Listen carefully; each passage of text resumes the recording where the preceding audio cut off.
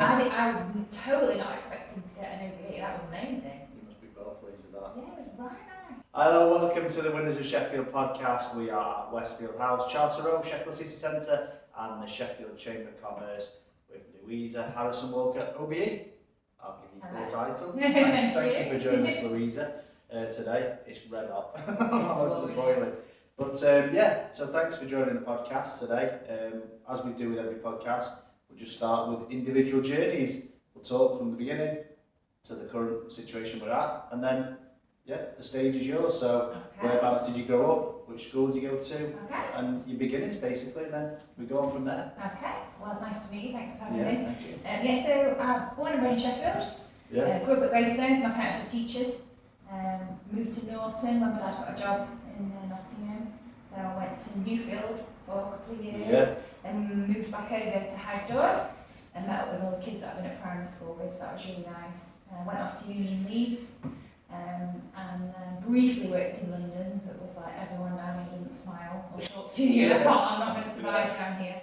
Don't blame me. Came back to Sheffield. What did you study? I actually studied social policy, which was really it's like politics based, and it was around the welfare state and I suppose like underprivileged and the underdog really. It was. I loved Leeds. Leeds was a brilliant city to be at university. It was a pretty dry topic. It was quite boring, so I got through it. So.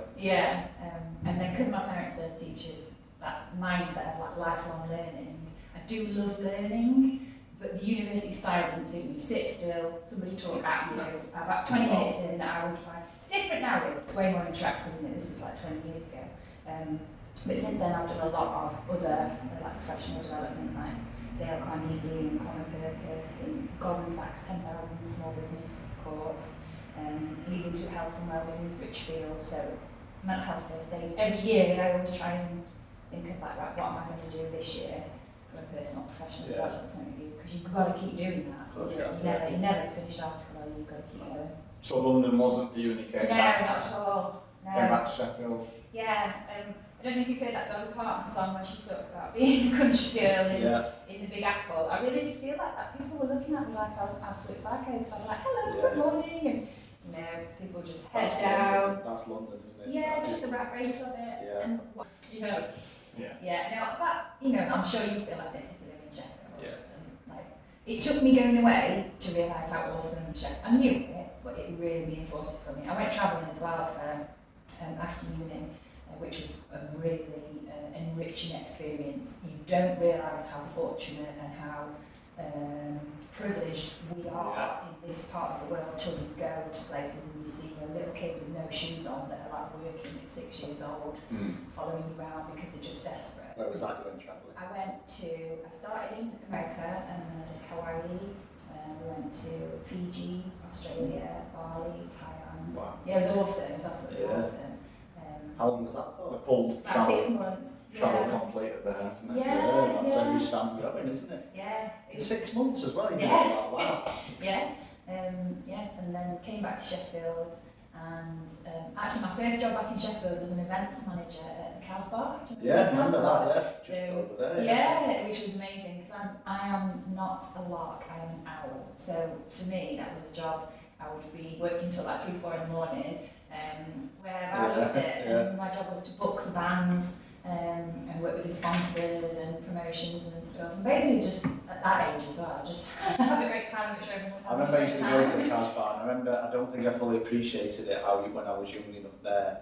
And I think now, now I think Sheffield's crying out for a place like that. Yeah, do you remember the used to go the downstairs and they used to have like drum and bass nights? I remember the first time I went in there, it was like all stone roses upstairs. I thought, I'm having this. And I went downstairs to the toilet, and it was like a punk grunge night. And there were the people lobbing each other up against the wall. I was like, what's happening here? It was great. It was really alternative, and it was organic, and it was like, that was a real education actually. But the toilets were horrendous.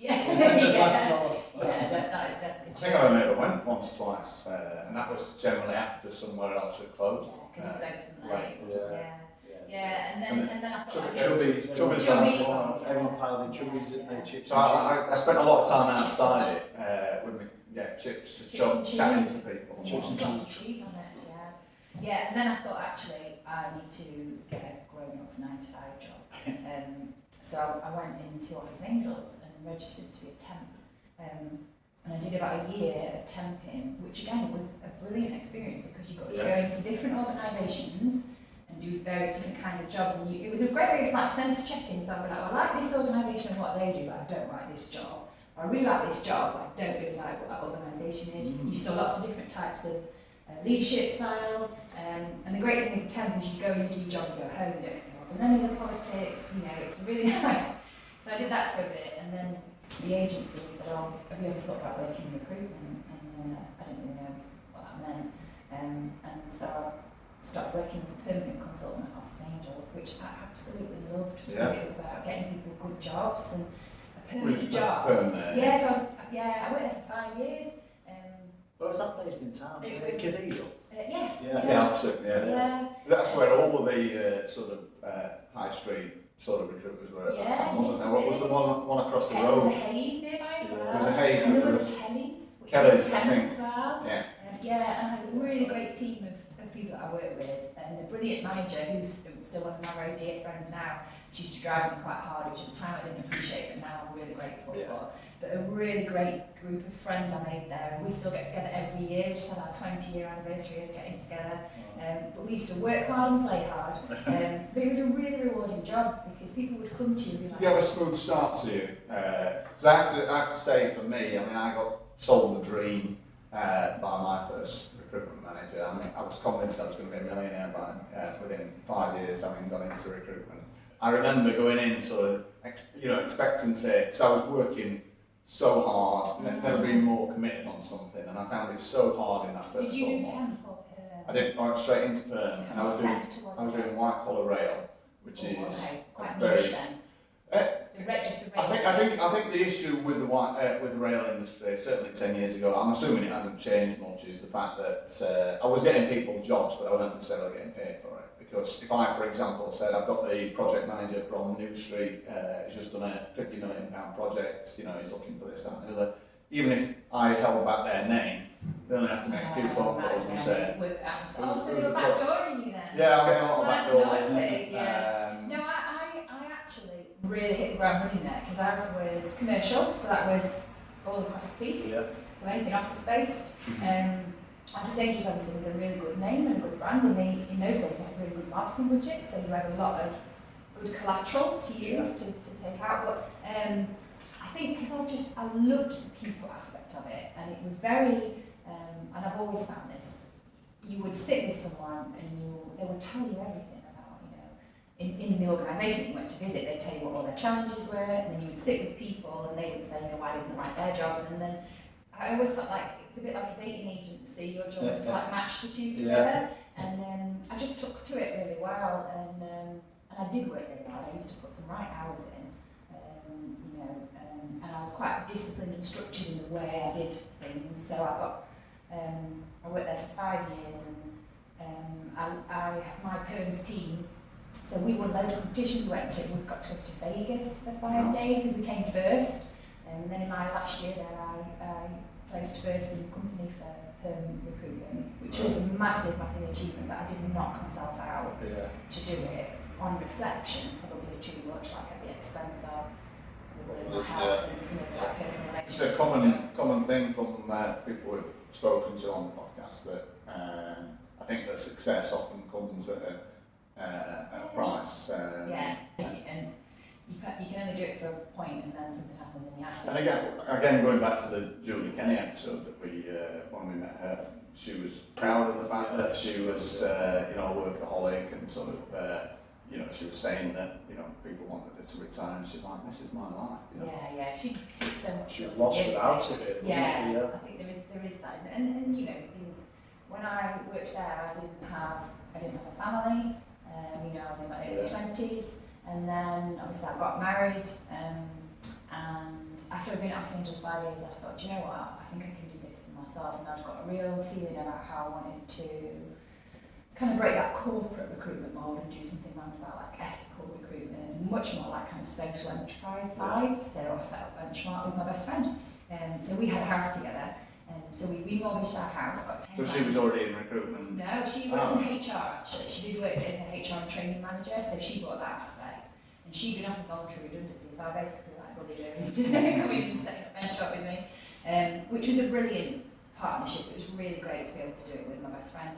It wasn't always easy because we had different approaches, but we got there and we ran it together for about 10 years. And during that time, obviously, we both got married, we both had little ones, and we had to like tag team that. It had to be like your turn, my turn. Yeah, we had to actually be like, we can't both get pregnant at the same time, we're still going to be, stuck here. It was one of the first recruitment agencies that I ever registered with. Was it? Yeah. So And that's I met Rob. Yeah. We started down at Omnia, and then, just me and Amy, and then we took on our first hire was a really lovely girl called Siobhan, who's like she went on to be a teacher actually. And then we took on a couple of graduates, and then we kind of got to a size of about kind of 10, and then it was when Amy and I had got little ones, because that is a real challenge as a working woman, is if you have little ones, obviously you have to build a business that you can step away from for a period of time, because you can't outsource being pregnant, and when your baby's born and feeding and first 6 months on, you need to be around. So we had to build a business where we could have people in it that we could trust, that we could step away for periods, and then we would be part-time. So Amy and I kind of came back part-time job share, and I've always done that thing of like the power of giving power away. So how we would bring on people who had the right attitude but not any experience, train them up, and so we were constantly bringing in people, training them up, and it took me a while to understand that people moving on is not a bad thing, because you need to be a stepping stone for people. We would take graduates who've got very little experience, and then 4 years in, they would go on to another job that would pay more, or everybody always wants to go into field sales because you've got a car and you've got more money. And actually starting to be proud of that, of actually you're putting good people out into the ecosystem. It's not a slight on you when people need to flee the nest, because you can't keep everyone forever. It's not the way it should be. But we did have lots of people who stayed with us for a really long time. Obviously Becca, she was with me like 11 years, 10 years. So over the years, over the decades that I ran it with Amy, and then 16 years in total that I ran it, there have been hundreds of people that we brought in and employed, and that then some went on to go and do their own businesses. And, there's other businesses that exist now out of that, which is great. And I'm still in touch with loads of people from the Benchmark days. Yeah, it was great, and it gave me the opportunity to be in control of my own time and my own diary. And quite early on, I started getting involved in things in the city. So I joined the chamber because I thought I need to network, but also I was like, when you register a company, I thought you would get some sort of pack that says, so these are the things you need to do to be legal and compliant, and you don't get anything. So I was like, I need to make sure, from that contracts of employment, paying national insurance, tax, all of that. So I found the chamber really helpful for making sure we did things properly.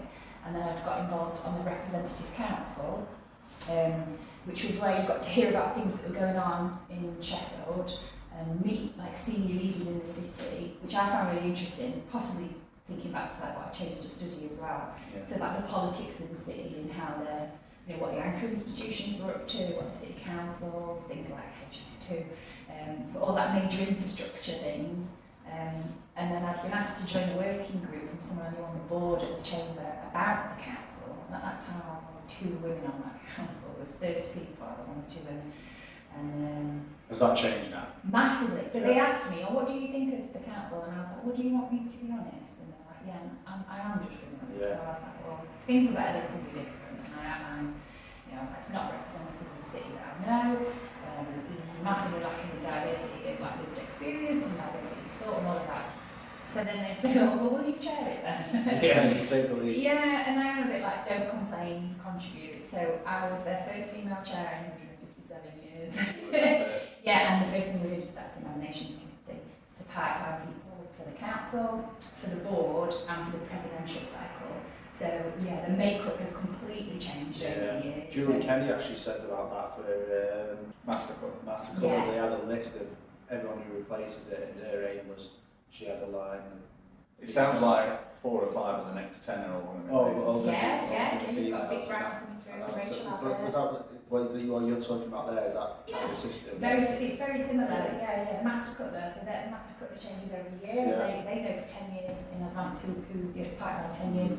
Our chamber president is a 2-year cycle, and we have a vice president, so yeah, you've always kind of got to keep your eye on who's coming up and who's coming through. So we use our And can you only do it once, or could you? Do you know, that's an interesting question. If we, in reception, the past president's board, which goes back like 170 years, whether there are people who did do it twice, I'm not really sure. It tends to be you do one term. It used to be just a 1 year, and then we changed it to 2-year cycle because you need that time really to just kind of get it embedded. But yeah, so that made a massive difference to who was sat around that table, and the representative council kind of is our intel and ideas on the ground of like what businesses in our membership, what challenges they're facing, and therefore how do we respond to that, and what provisions do we need to make sure that we're giving to help businesses start and scale and stay. And it's a really broad church. But I then joined the board of the chamber, and so I was doing all that while I was at Benchmark. How old were you when you were doing all this? There's probably like early 30s maybe. And then COVID happened, and I just thought, I haven't got the energy on the other side of this to build Benchmark back up again. Because I've done 20 years in the industry, and I just thought the best thing I can do is get out of the way. Becca had been amazing, in the whole decade that I'd worked with her, and I was like, actually, this is a brilliant opportunity. So Becca took Benchmark on. Did you pitch that to her, or did she pitch that to you? You know what? We had loads of sort of honest conversations about what's our options, what's our routes. Because I think, COVID was a really weird time for everyone, wasn't it? And we were all a bit like, disillusioned about what do we do, and we didn't know how things were going to play out, and we just didn't know what was going to. I always remember when I first saw lockdown come. My job flow that day or that week, it went from literally I've got about 45 jobs registered to no jobs, and at the time it was sort of, is it ever going to come back? It was brutal, wasn't it? And then ironically, 21. My best year by a country mile. And then now you dream of those years ago. I don't know that there's ever going to be a 2021 in recruitment. After I'd done an MBA with Benchmark, I was interim here because I'd been on the board, and they had appointed a chief exec just before COVID, but it didn't work out. She'd only been proposed a couple of months, and so the board had asked me and another board member to step in interim for 6 months, and then 2 years later we were both still here. So I did a job share with Alexis, who's now the president, which was a really great experience, and we were a male-female job share, which was really unique. And you always just make me giggle, because he's got his name Alexis. I would say to people, I'll bring my job share Alexis, and people would definitely be expecting me to turn up with a woman. And then I turned up with Alexis, who was pretty alpha male. But it was a great experience. As I said, we were like chalk and cheese in the way that we would approach things, but it worked really well. And then obviously after 2 years the board were like, we need a permanent arrangement here. So they went out to recruit, and obviously I applied, and I was successful in this appointment. And that'll be 3 years in November this year. I must admit, the number of times I've Googled what should I do after recruitment, and the answer's never been go and be the sort of Sheffield Business Together. But I think because I ran a business for now 20 years, I understand the members, I understand their journey, and I understand the challenges that they have around everything that it takes to run a business. And then I think for the chamber, the fact that I'd been in Sheffield for 20 years and was so well networked, and so knew all the city leaders and all the organisations and the businesses, it was a really kind of natural step actually. I believed in the chamber because I joined it myself that long before. I think that's the hardest thing in sales, because I think sales roles to fill are the hardest roles to fill. But that's the thing, the person selling has got to. Yeah, you've got to believe in your service, Well, chambers are not-for-profit organisations, so our purpose is like jewelleries. We have a civic responsibility to try and be here for the benefit of the city, and that means advocating on behalf of our businesses. So examples of that, like during COVID, when the furlough scheme was going to end, because we're one of 52 chambers in the UK, us with the British chambers were lobbying that it needed to be extended, just it was going to be pretty catastrophic, and we were successful in lobbying that. So all businesses in Sheffield, whether they were chamber members or not, benefited from that lobbying because the furlough scheme got extended. So we will lobby on behalf of businesses for like key issues. The other part of being, like, I suppose, an advocate for Sheffield is about promoting Sheffield on a national and international stage, trying to encourage investment into Sheffield, trying to keep spend in Sheffield. So it's quite kind of multifaceted. How hard is that? Is it hard to get money into Sheffield at the minute? Less hard than it used to be, because Sheffield, we're the fourth biggest city in the UK, which I think people often kind of underestimate. And I think a decade ago, like before we had our devolution deal, there was quite a lot of disagreements in public across the 4 different local authorities. There was less cohesion, and I feel like now there's really significant cohesion across public, private and third sector, across the anchor institutions, across the local authorities.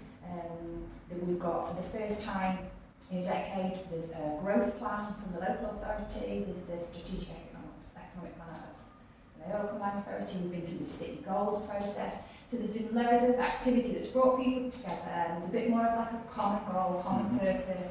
So now there are, now that kind of infrastructure is in place, we're a much safer bet for people, whether that's national government investment, to say, right, they've got their act together, they can collaborate, and then obviously like inward investors see the potential of Sheffield. We're just, I suppose it's like that on the cusp, because we've got so many rich assets and so much great stuff going for us, but we've not been, I don't know how to describe this. Able to show it yet? No, I don't think so. I think it's, in some cities, it's been overdeveloped. Yeah.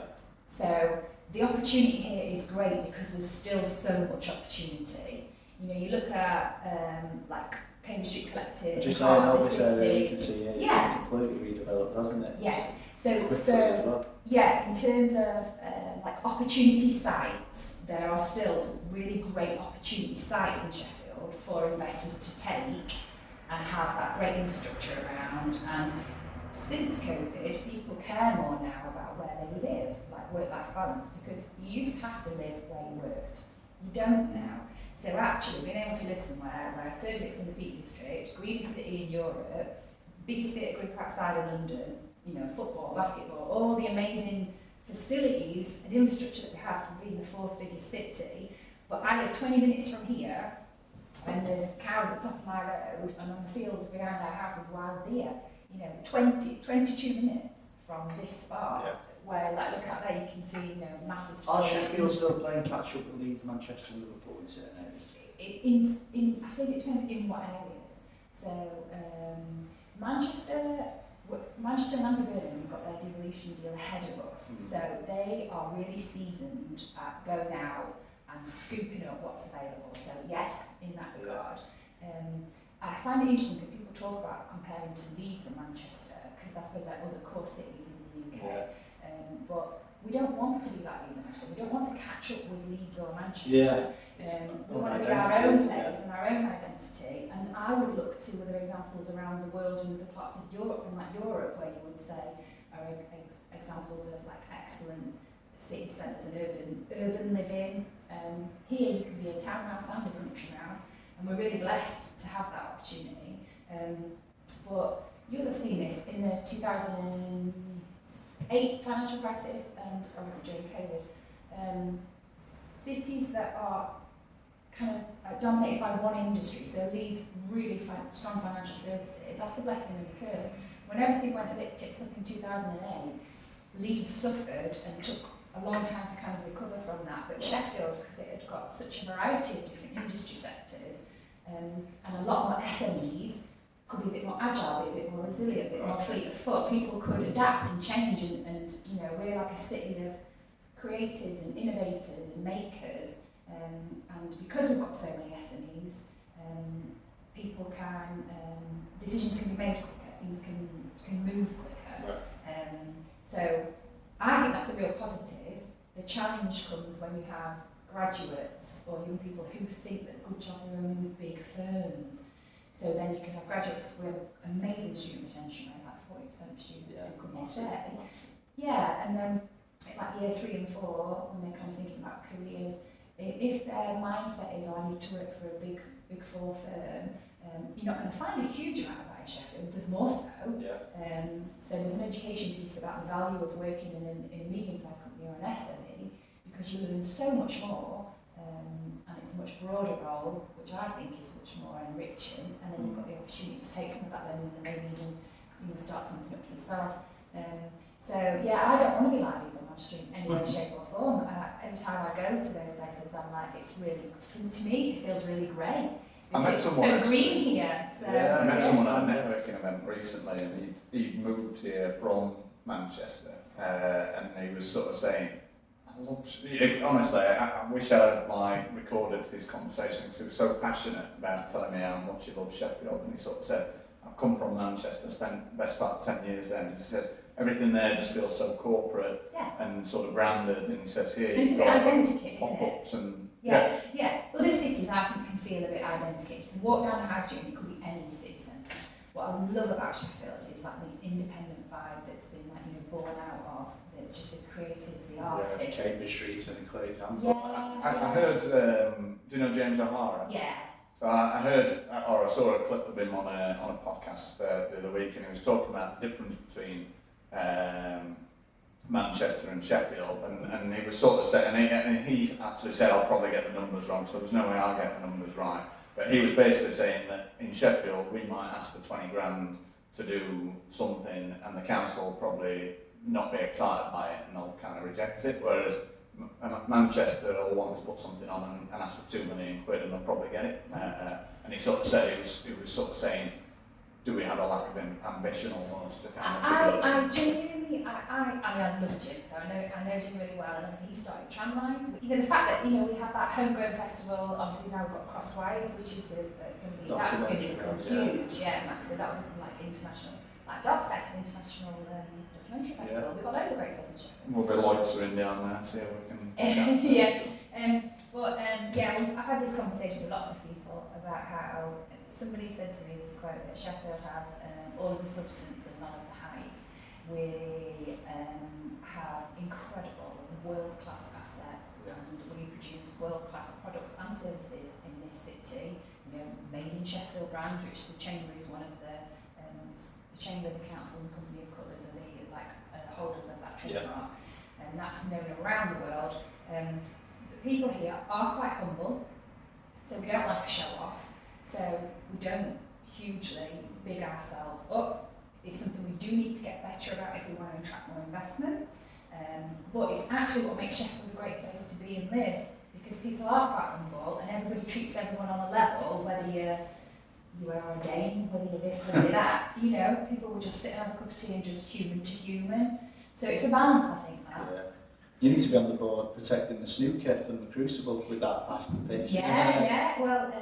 We just bumped into, I just bumped into John Parrott on the way there. Oh, did you? The seniors. Because that I mean... It's inevitable. That'd be a big loss to Is Sheffield, wouldn't it? Why is it inevitable? Because of Barry Hearn and... I think the Saudi money and the Saudis and all that kind of stuff. Unfortunately, I just think it's inevitable that eventually they will get their greedy mitts on it and money that they can make from it. It's like the golf.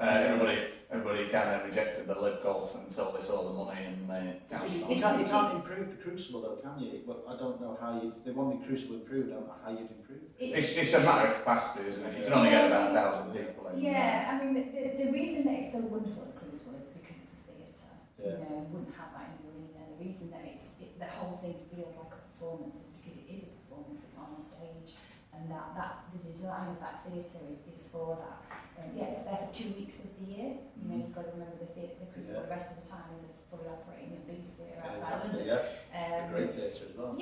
And it would be a shame if money talked. I think if snooker was to leave Sheffield, it would only be because it was leaving the UK.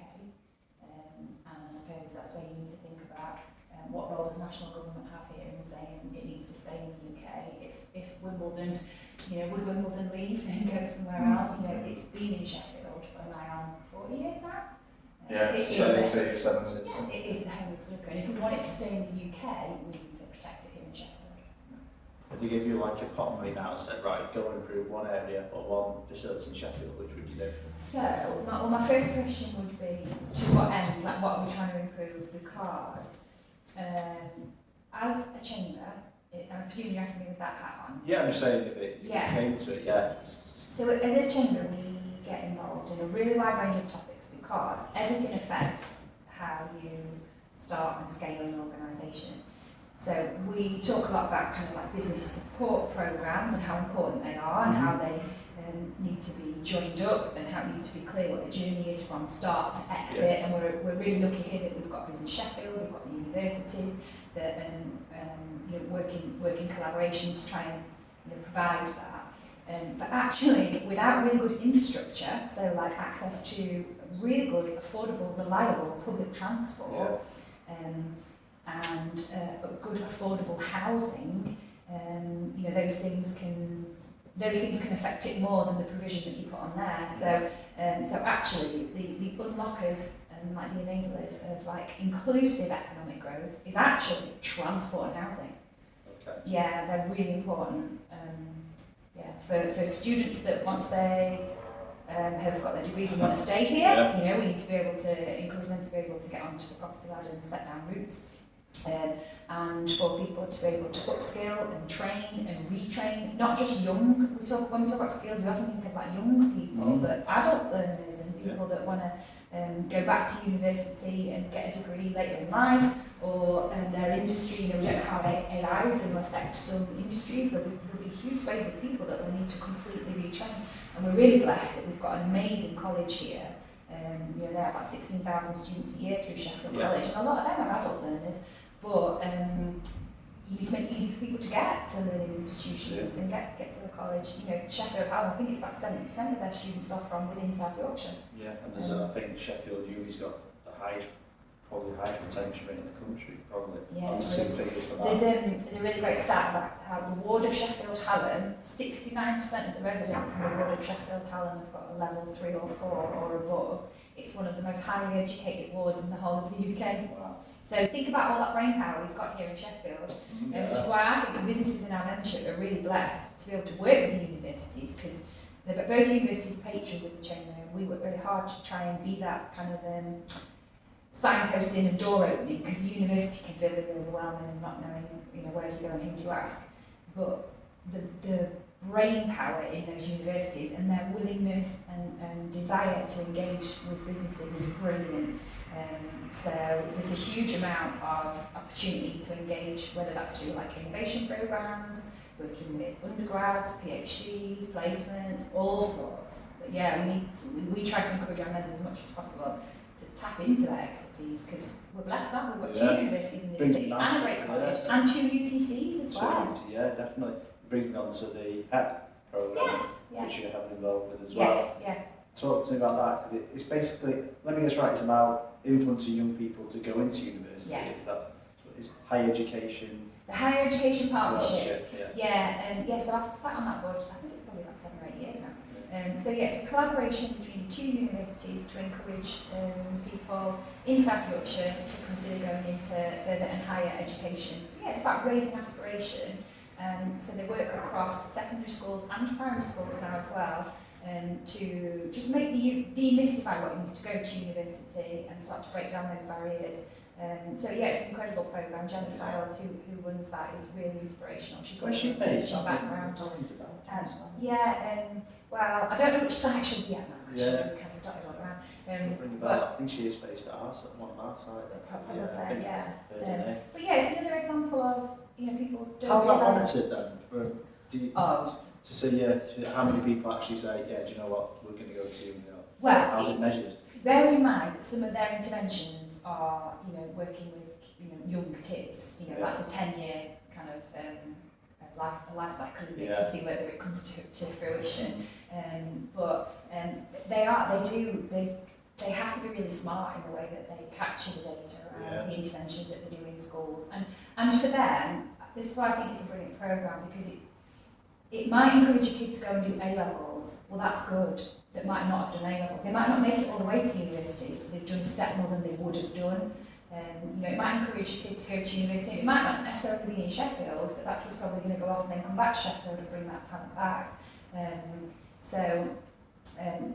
I think anything we can do to encourage young people to develop a lifelong learning mindset, and that's what's brilliant now, is underneath the HEP board, the Children's University is now docs into the HEP board, and that's a wonderful initiative, and that's primary school kids there. You get a little passport, and any activities you do outside of school, they can go on. My daughters. Yeah, my kids both had one. So it's encouraging you to do extracurricular enrichment things. So it might be karate, it might be brownies, it might be guitar lessons. Loads of different programmes can be Children's University accredited. And then every year they have a graduation ceremony. So depending on how many points you get, the kids go to the university and they wear like a gown and a cap and they graduate. And again, it's about taking families who might not have ever been in a university into a university environment and instilling in them that pride in their children about learning. And what's brilliant about the passport and the stamps is they're free activities. It's not that you don't need to pay to do the things. So there'll be things that are put on in libraries.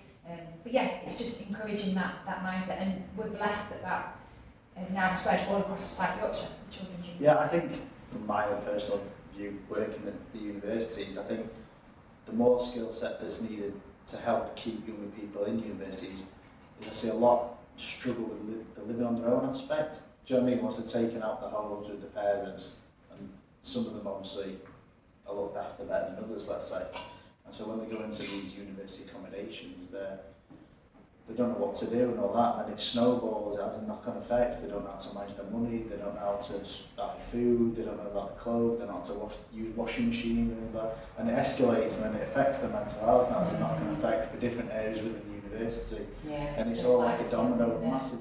Yeah, so it's life skills. I wonder why, you know, from a younger age, whether how to life skills actually. One of the roles that I had for a while was I was an assistant beaver leader. Oh, there you go. That's where it started. Yeah, and actually I think like the Scouts movement, so like I grew up with Brownies Guides, Pathfinders, Scouts and Girl Guides and Scouts, I think is a brilliant. Are they still popular now? Yeah. In fact, actually, a lot of people have to put your name on a waiting list like as soon as your kids are born because it's so hard to get in. Partly because it's hard to recruit volunteers because you need people that are willing to step up and commit and be able to commit on a regular basis. But my husband was the beaver leader in our little local area. Partly because we wanted our kids to be able to take part in it, and it's a bit like someone's got to do it. And it was probably one of the hardest hours of my life actually. That hardest hour of my week. That with a load of like 9-year-old lads terrorising around. But it goes Beavers, Cubs, Scouts. Am I right in saying that? Beavers, Cubs, Scouts. But that I remember when we went to Brownies. You had to have your uniform inspected every week. You had to have your little pouch with. Always be prepared. So you had to have 10p in case you needed to use a firm safety pin, a piece of string, a pencil. And honestly, that has been instilled in me. Always be prepared. So whenever I leave the house, I'm like, if I go in my handbag, it's like I've always got everything just in case.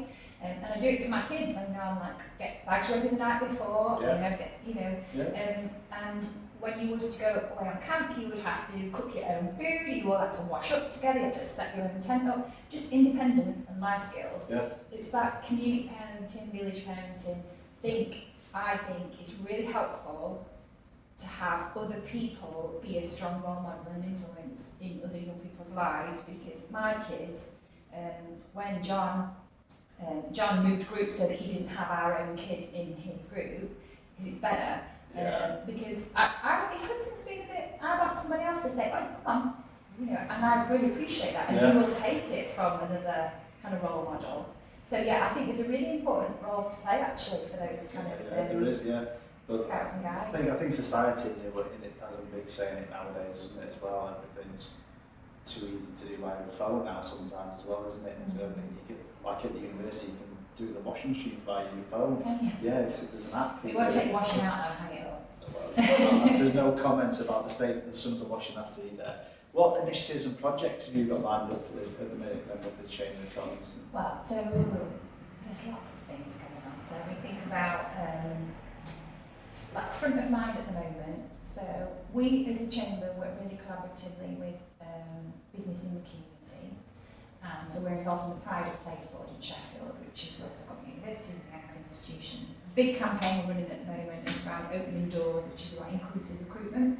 So that's about encouraging employers to think about how they might look at their recruitment practices and their onboarding practices and their employment practices to be more welcoming and inclusive to people with a wide range of different kind of needs or challenges, which is really important because in this region we have, it's about 26% people are economically inactive. So how do we help get more people back into the workplace? So that's a really important initiative. We've also got some really important work happening around transport, and we have a transport forum, and you'll see Lord Runke is doing a White Rose review around like trains and infrastructure. So us making sure that we are communicating back to our members and from our members back in terms of what they need in transport infrastructure. We work really closely with the mayoral combined authority. I chair Mayor Coppard's Business Advisory Board, so co-chair that with Tarek Shah from the Vigo Group. And that's a place where we can feed in what business community and on the ground is telling, and how that then influences their thinking around the policies that they're in control of, and also the submissions that they make to central government, which is where the money comes. Big programme around sustainability and resilience for organisations, environmental resilience, and also being able to be agile and adapt to ever-changing kind of climates, access to finance. At the moment, we're going through a big review to do our next year 5-year strategic plan, and that's involved a lot of member engagement and stakeholder engagement, lots of workshops. And what a lot of our members are telling us is that they need a better understanding of what finance is available, what is right for them, who do we talk to, how do they access it in order to grow. Right. So there's going to be a big programme with British Business Bank, one of our patrons, to help demystify what the different options are in access to finance.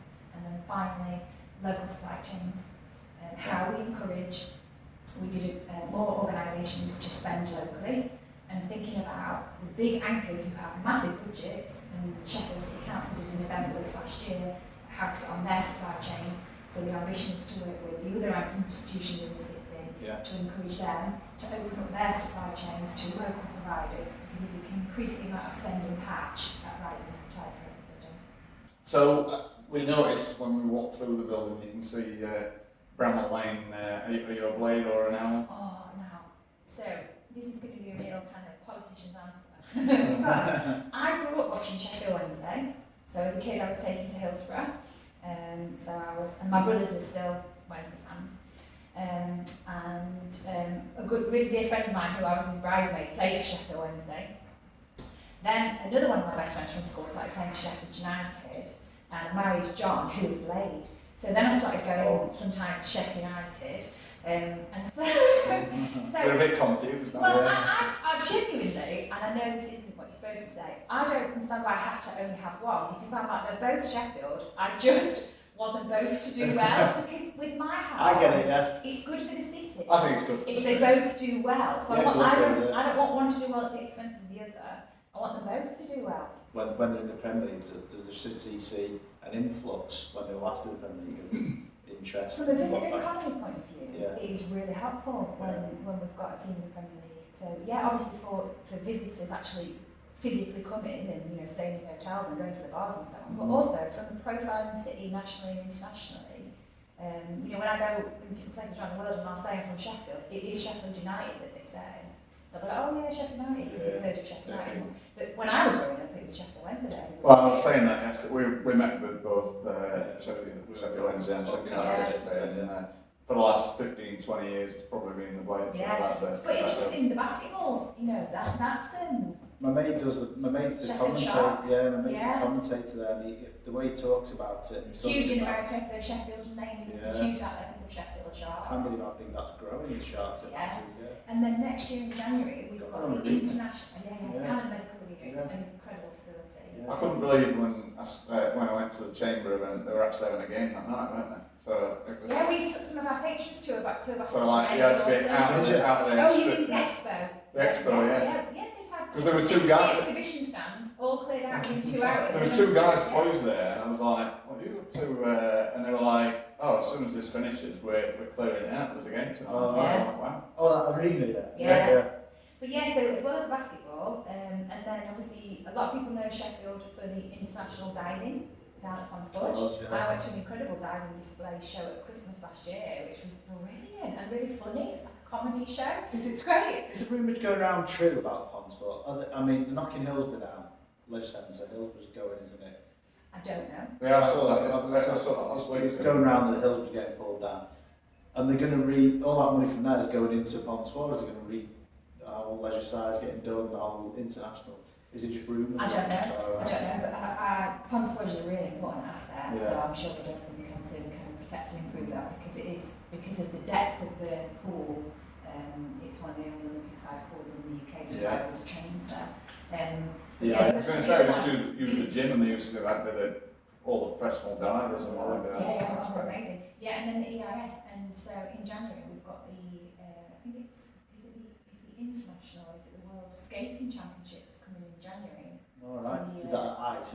Yeah. Yeah. So again, that'll be Sheffield on a. And also, like Gladiators being filmed in Sheffield. It was. We were there like by chance. We didn't know that we were both there. I went with my girls because it was recording. Like the first series.